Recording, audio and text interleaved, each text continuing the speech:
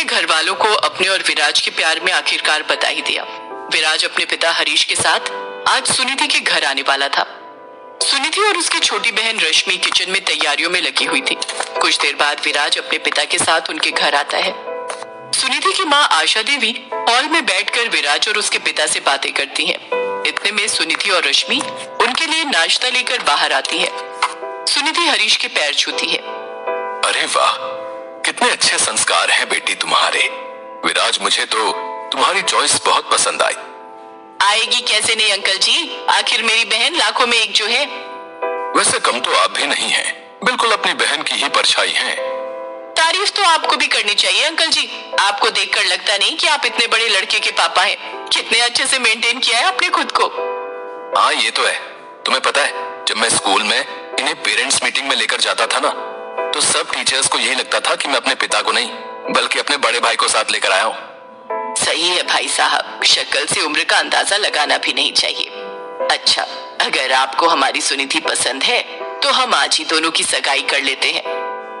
हाँ हाँ, नेकी और पूछ पूछ। दोनों परिवार मिलकर उनकी सगाई कर देते हैं। फिर 3 महीने बाद उनकी शादी का मुहूर्त निकलता है।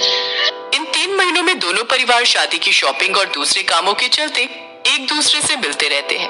और इन्हीं सब मुलाकातों के बीच रश्मि अपनी ही बहन के ससुर पर अपना दिल हार बैठती है और शादी से 3 दिन पहले रश्मि हरीश को अकेले में बुलाती है। क्या हुआ रश्मि बेटा, तुमने मुझे यहाँ क्यों बुलाया? बेटा या बेटी नहीं हूँ मैं आपकी।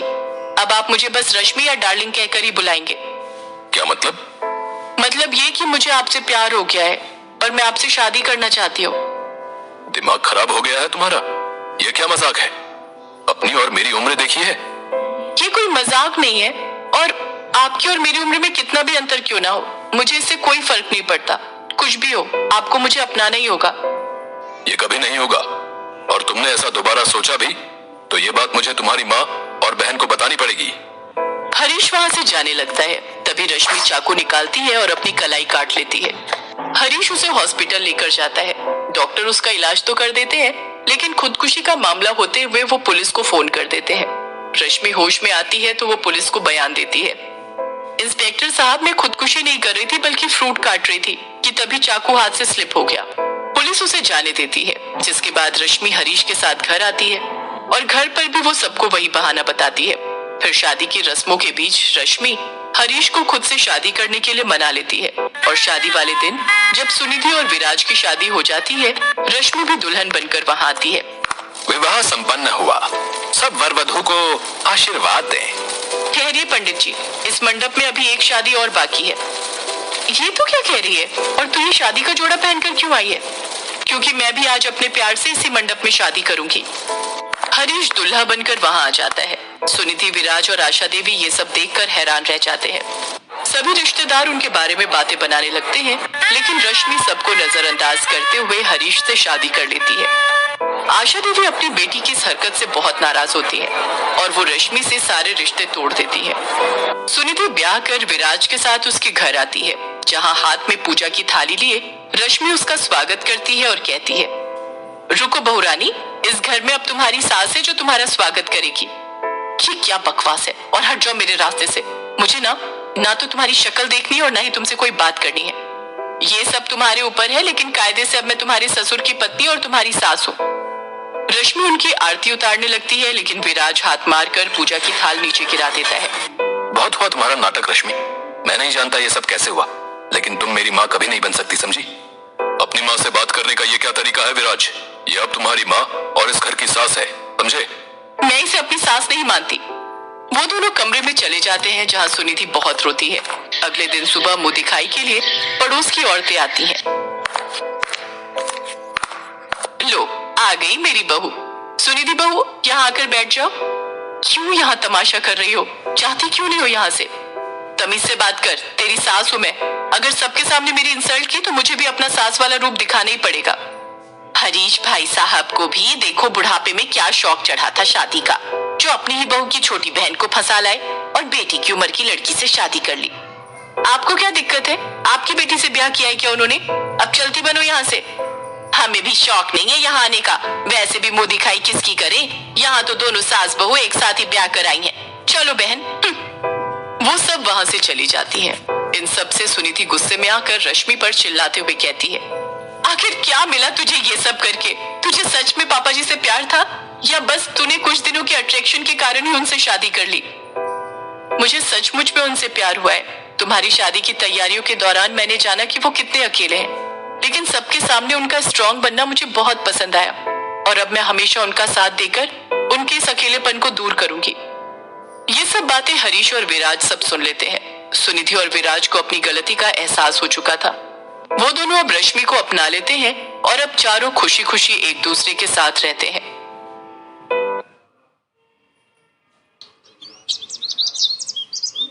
माँ जी, बहुत बढ़िया क्रीम है। आप एक बार लगाओगी तो आपके चेहरे की सारी झुर्रियां कुछ ही दिनों में गायब हो जाएंगी। अच्छा, फिर तो एक नहीं 2 क्रीम दे दे। वैसे कितने पैसे हुए? माँ जी, मात्र 315 रुपए। ये दोनों एंटी एजिंग क्रीम है। अच्छा रुको, मैं देती हूँ। अरे मेरे बटुए में सिर्फ 300 रुपए ही हैं। अब क्या करूं? मेरा घर बस थोड़ी दूर ही है। मैं फिर क्रीम बाद में ले जाऊंगी। अभी तो मुझे बाकी का सामान दे दो। 1 सेकेंड, ये लो 15 रुपए। पर बेटी, मैं तो तुम्हें जानती भी नहीं हूँ और तुम मुझे बिना जाने पैसे दे रही हो। अभी जान लीजिए आंटी जी, वैसे मेरा नाम स्वीटी है। टेंशन मत लीजिए। वो तो मैं आपको देख रही थी कि आपको क्रीम पसंद आई है, इसलिए सिर्फ 15 रुपए की तो बात है। आप मुझे बाद में दे दीजिएगा। जीती रहो बेटी। वैसे तुम कहाँ रहती हो? तुमसे फिर मुलाकात करनी हो तो कैसे करूं? तुम्हारे पैसे भी तो देने हैं। रुकिए आंटी जी, मैं आपको अपना फोन नंबर देती हूँ। आप मुझे फोन पर अपना घर का एड्रेस दे दीजिएगा, मैं आ जाऊंगी। इसी बहाने आपसे मिलना भी हो जाएगा। हाँ, ये ठीक रहेगा। लिख लो तुम मेरा नंबर। सुमित्रा पास में ही एक मोहल्ले में अपने बेटा और बहू वर्षा के साथ रहती है।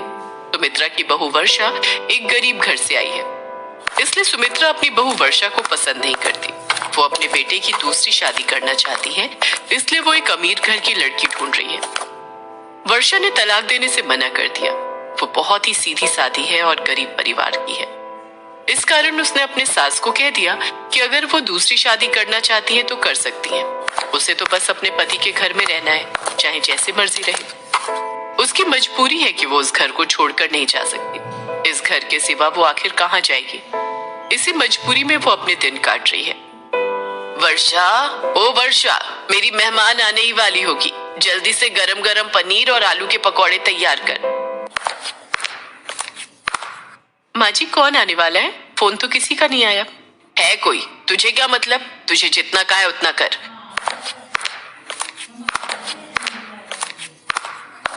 रवि बेटा, थोड़ा देर से ऑफिस चले जाना, मुझे तुम्हें किसी से मिलवाना है।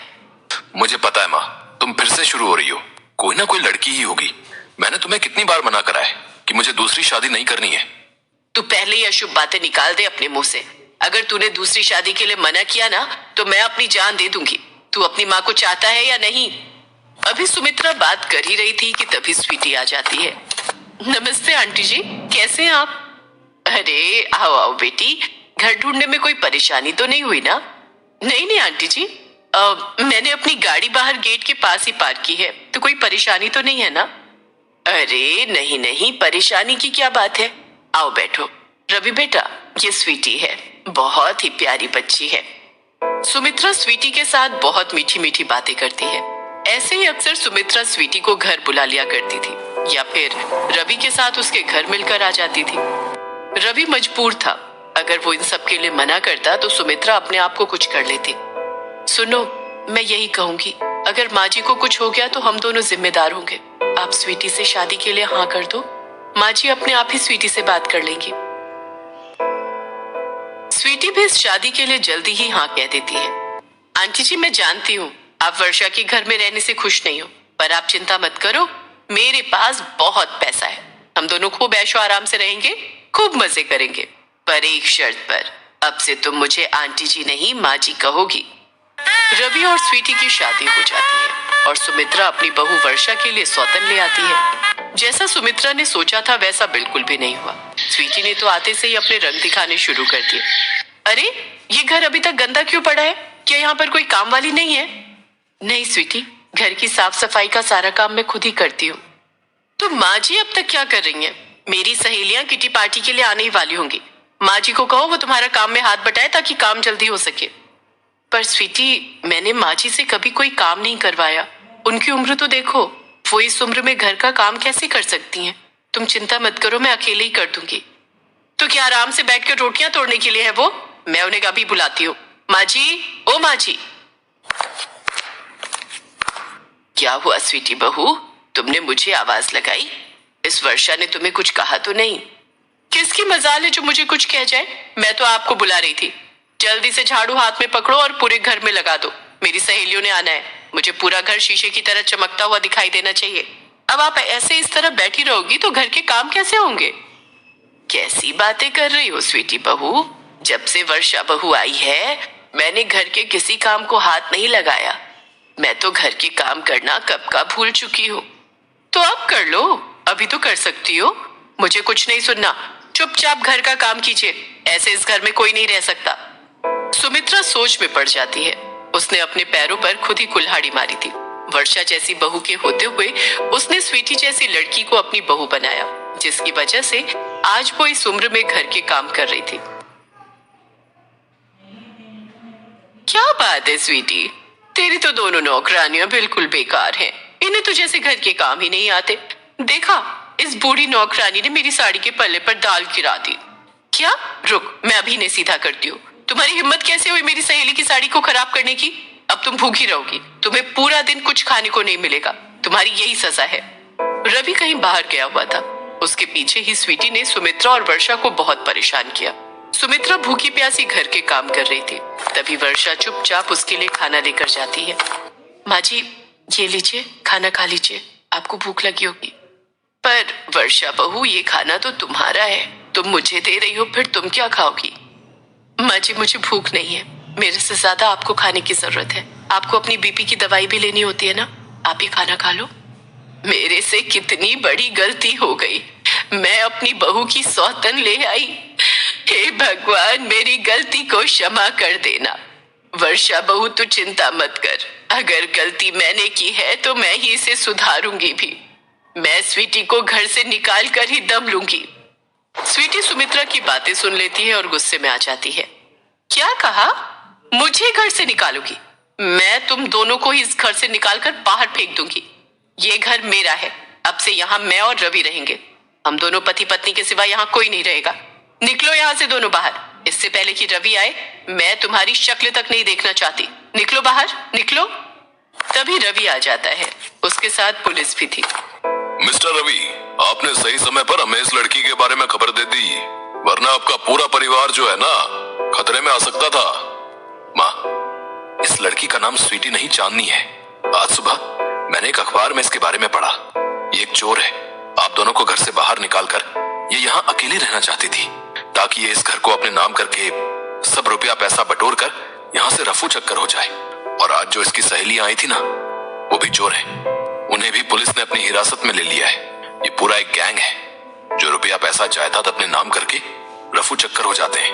वरना खुद ही सोचो, कोई अनजान लड़की आपको क्रीम के लिए पैसे क्यों देगी और एकदम से दूसरी शादी के लिए कोई हाँ क्यों करेगा? माँ, तुमने बहुत बड़ी गलती कर दी। वो तो अच्छा हुआ कि मेरी और स्वीटी की शादी लीगल नहीं है और पुलिस के पास इसका रिकॉर्ड है, वरना तुम्हारी इस गलती की वजह से मैं भी जेल जा सकता था। मुझे माफ कर दे रवि बेटा। वर्षा बहू, मैंने पैसों के लालच में आकर अपने ही बेटे की जिंदगी खराब करनी चाहिए। इंस्पेक्टर साहब, ये स्वीटी बहुत गलत लड़की है। इसने मेरा क्या हाल कर दिया। मेरी वर्षा बहू कितनी अच्छी है, लाखों में एक है। बड़ी आई थी मेरी वर्षा बहू।